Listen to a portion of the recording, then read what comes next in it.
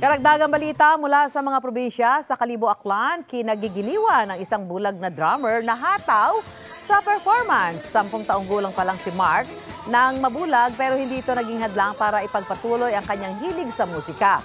Gabi-gabi siyang inaabangan na mag-perform sa isang bar.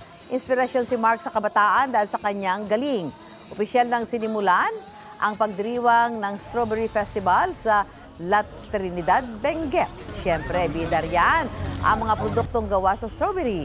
Gaganapin ang highlight ng event sa March 17 kung saan gagawa ng 10,000 cupcakes. Ipapakain yan sa mga tao pagkatapos ng float parade.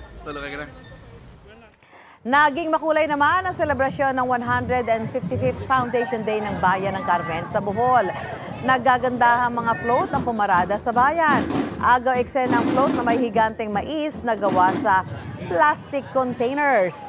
Ang nasabing selebrasyon ay pasasalamat para sa magandang ani.